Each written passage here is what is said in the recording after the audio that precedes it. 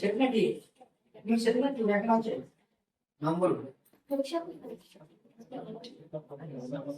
বাড়ি বাড়ি হাওড়া জেলার 5 ব্লকের বিধাননগর।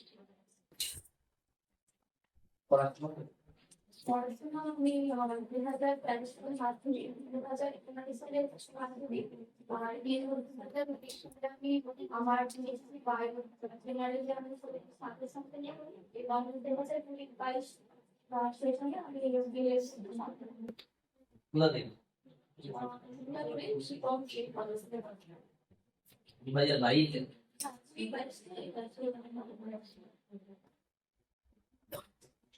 শ্রেণীকক্ষে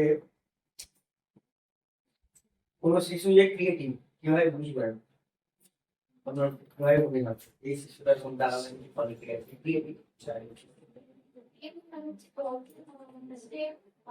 অন্যান্য যে শিক্ষার্থী আছে তাদের কিন্তু অনেক কোনো বিষয়ে সে পারদর্শী হাতে কাজে সে হয়তো পারদর্শী হতে পারে।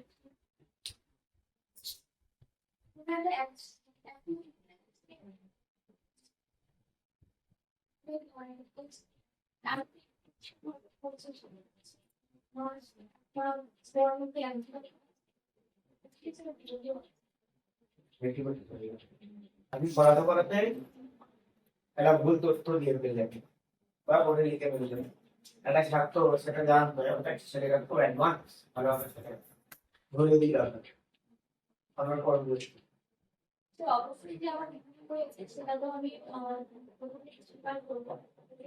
বাচ্চাদের তারা সহকারে আমার যে বার্তা সেটা শুনছি এবং আমি যে ভুল করেছি সেটা তারা ধরতে পেরেছে, অর্থাৎ তারা পাঠে মনোযোগী হয়ে আছে। আর যদি কোনো জিনিস না জানা থাকে এবার একটা প্রশ্ন করলেও আমার জানা নেই সেই মুহূর্তে যদি আমি বিষয়টা জানা না থাকে তবে আমি তাদেরকে বলতেছি এই মুহূর্তে আমার জানা নেই, পরে যে ক্লাস আছে সেদিন আমি তাদেরকে এই বিষয়টা জানাবো। ধরুন স্যারের জামাটা লাল, লাল কেন? কারণ স্যার কোনো রং বিজ্ঞান হচ্ছে সেটাই আমরা তো দেখতে পাচ্ছি সেটা।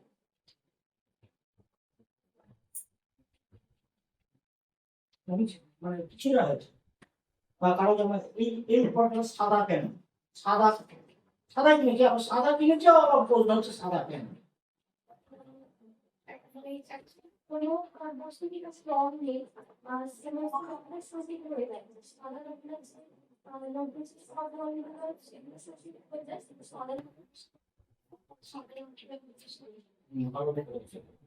সাদা কোনো রং নয়, একটা রঙের আপনার নেই রং যে আছে তার মধ্যে সাদা নেই, সাদা সব রঙকে শোষণ করে কিন্তু সাদা নেই। স্যারের জামাটা লাল কেন? 7টা রঙের মধ্যে লাল আছে, লাল বাদে সব আলোগুলো শোষণ করে নিয়েছে, তাহলে লালটা রিফ্লেক্টর মিলা হয়েছে। তাহলে একটা পূর্ণবর্গ সংখ্যা বলো।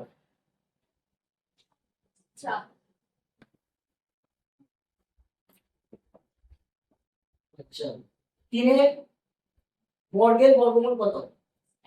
3 বর্গের বর্গমূল 3। বর্গ যদি সেটা আমি বর্গ করি সেটা 9 হবে, যদি আবার বর্গমূল করি সেটা 3 হয়। বাস্তবে লসাগু প্রয়োজন নেই তার কথা।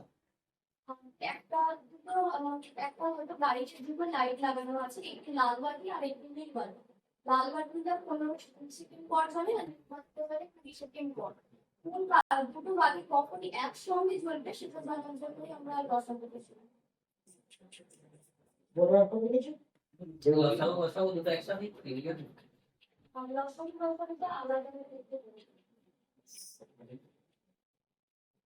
ফ্রি অ্যান্ড কম্পালসারি এডুকেশনে স্কুলগুলো 240 টাকা করে নিচ্ছে, কেন বেআইনি? টাকাটা থাকে এবং এটা 2008 কি 2009 একটি এটা বলা হচ্ছে যে এটা নিতে পারে যদি অভিভাবক মনে করেন যে তিনি টাকাটা দেওয়ার নিতে পারবেন না, তবে সেক্ষেত্রে কিন্তু অবশ্যই কর্তৃপক্ষকে জানাতে পারে। এই বিষয়ে করো তুমি। 1098 কিসের নাম্বার? 1098 কিসের নাম্বার? এটা কোন নাম্বার? কিসের জন্য? শিশুরা যাতে কোনো সমস্যায় পড়েছে সেক্ষেত্রে জানানোর জন্য এই নাম্বারটা দেওয়া হলো। চাইলে ধরেও কি বা তর্ক করতে পারো?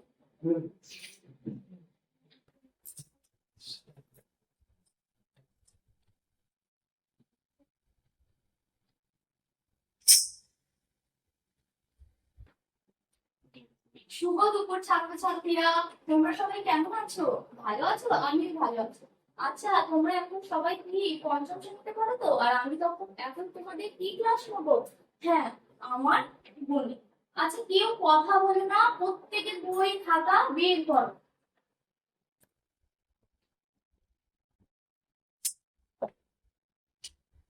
এটা দেখো তো, আমি বোর্ডে একটা কি আঁকছি। হ্যাঁ, এটা একটা বক্স। বলো তো এটা কি বক্স? হ্যাঁ, আয়তকার বক্স। এবার মনে করবে এই বক্সটাকে আমি 10টি ভাগে ভাগ করছি। 1, 2, 3, 4, 5। দেখো তো 10টি ভাগ হলো কেন? হয়েছে কিনা? 1, 2, 3, 4, 5, 6, 7, 8, 9, 10।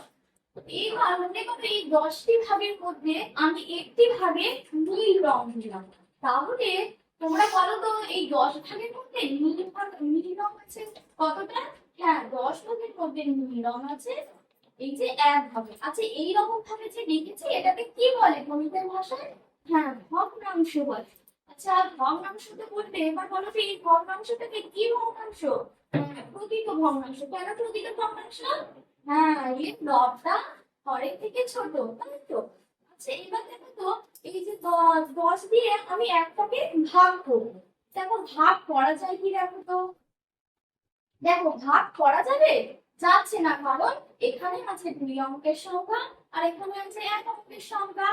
আর ভাজকটা ফলে আমাকে কি করতে হবে? এখানে আরেকটা শূন্য আনতে হবে। এখানে আমি দশমিক বসিয়ে শূন্য আনলাম।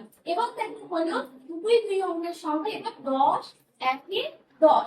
এই যে 0.1 এটাকেই বলা হয় দশমিকের ভগ্নাংশ। অর্থাৎ দশমিকের চিহ্নের সাহায্যে আমরা যখন ভগ্নাংশকে প্রকাশ করি তাকে বলা হয় দশমিকের ভগ্নাংশ। তোমরা তো ভগ্নাংশ কত প্রকার জেনেছো?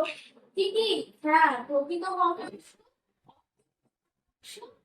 বিশ্ব ভগ্নাংশ। আর আজকে আমি আর একটা ভগ্নাংশের কথা ঠিক আছে, বসো। বললাম। ঠিক আছে, সিডব্লিউএসএন ফুল ফর্ম কি বলতে? Children's with special needs। Inclusive education সম্পর্কে কি ধারণা আছে?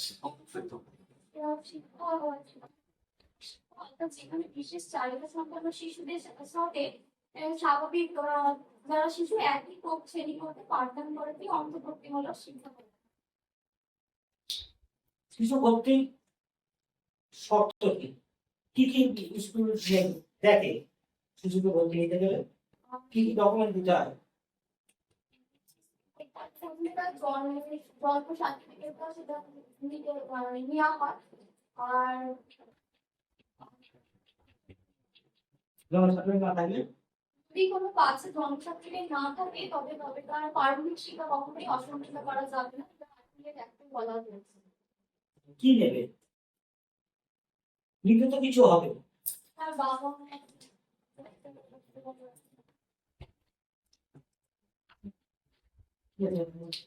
একটা লাগছে অনেক করতে এক বছর পড়াশোনা করে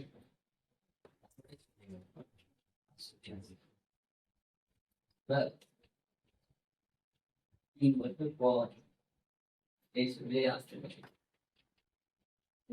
কোন শ্রেণীতে ভর্তি হবে? তবে তার যে বয়স আছে সেই বয়স অনুযায়ী তাকে ভর্তি করতে হবে। তবে সে এত এই যে বছরটা যে গ্যাপ গেছে এরপরে তার যে শিক্ষা মানে ঘাটতি হয়েছে, চেষ্টা করা হবে ওই ক্লাসে যে সমস্ত পাঠ্য বিষয় আছে সেগুলো তাকে শিখিয়ে সেই তার যে বয়সের যে ক্লাসে তাকে ভর্তি করা দরকার সেখানে পাঠ্য প্রস্তুতি করে দেবে।